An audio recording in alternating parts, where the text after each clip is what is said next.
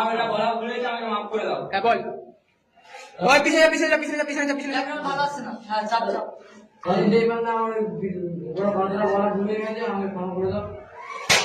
তো কালকে ফেসবুক চালাতে চালাতে এই ভিডিওটা আমার সামনে আসে, যেখানে তোমরা সবাই দেখতে পাচ্ছ যে একজন স্কুল স্টুডেন্ট, একজন স্কুল পড়ুয়াকে বাকি 3-4 জন স্কুল স্টুডেন্ট মিলে মারধর করছে। কারণ সেই ছেলেটি নাকি জয় শ্রীরাম বলেছিল, যার ফলে ভিন্ন সম্প্রদায় কিছু মুসলিম সম্প্রদায়ের ছেলে মিলে তাকে মারধর করেছে। আর এই ঘটনাটি ঘটেছে বারুইপুরে একটি স্কুলে। ব্যাপারটা খুবই ভাবনাদায়ক না?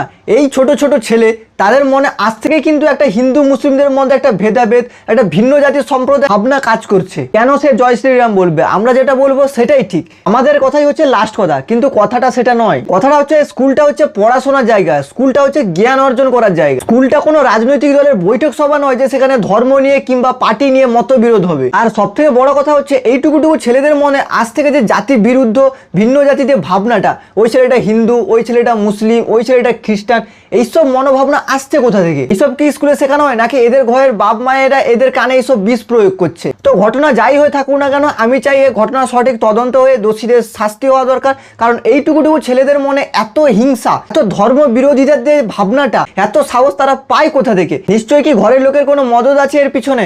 আজকে পশ্চিম মেদিনীপুরে অ্যারেস্ট হয়েছে একটা পুরুষ, সে বিধবা ভাতা হচ্ছে।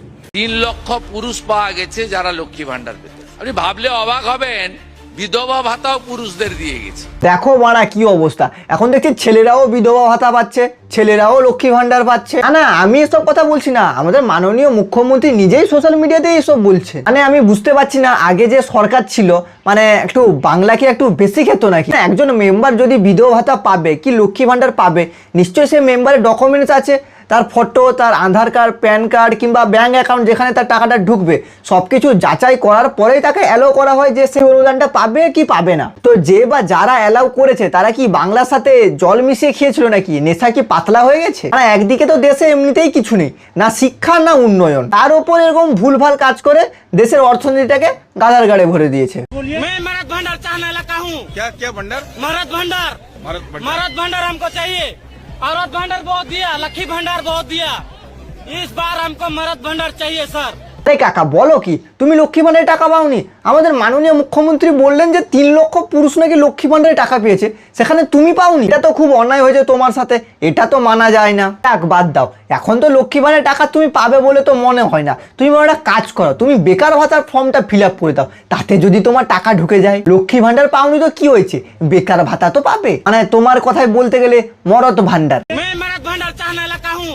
মেয়েরা নাকি প্রেগনেন্ট হলে পাবে 21,000 টাকা ভাতা। আচ্ছা, বিজেপি সরকার ঘোষণা করে দিয়েছে। কোনো ছেলে আছে নাকি যে আমাকে একটু সাহায্য করবে? না মানে 21,000 টাকা আমারও খুব প্রয়োজন ছিল। অমনি না সালা, মেয়েদের কেমন টাকার নাম শুনলেই জিভ থেকে জল বেরিয়ে আসে। না মানে 21,000 টাকা আমারও খুব প্রয়োজন ছিল। শুনলে তোমরা সবাই শুনলে, বৌদির রেট ফিক্স, বৌদির রেট 21,000। 21,000এই তোমরা বৌদিকে প্রেগনেন্ট করতে পারবে। তা বলছি অন্য ছেলেদের কি দরকার? প্রেগনেন্ট না হয়েও টাকা ইনকাম করা যায়, একটা ভালো কাজ করে আর একটা গান মারিয়ে, চয়েস তোমার। তা বলছি সামান্য 21,000 টাকার জন্য তুমি কেন একটা ছেলের জীবন নষ্ট করবে? তুমি বলো একটা কাজ করো, একটা ব্যানারে লিখবে প্রেগনেন্ট বিজনেস, প্রেগনেন্ট করো টাকা নিয়ে যাও। যারা আমাকে প্রেগনেন্ট করতে পারবে তারা টাকা নিয়ে যাও, আর আমার সাথে যোগাযোগ করো, দেখবে প্রচুর কাস্টমার হবে, আর কাস্টমার হলেই তো প্রচুর টাকা। মানে সরকার কোনো অনুদান দেওয়া মানেই সেটা একদম 100% নিতেই হবে।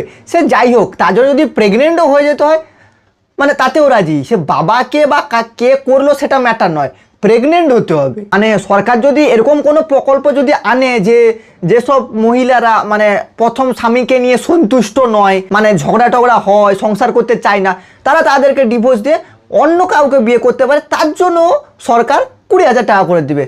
তাহলে দেখবে দেশে হয়তো সবাই হয়তো তার স্বামীকে ডিভোর্স দিয়ে দিবে।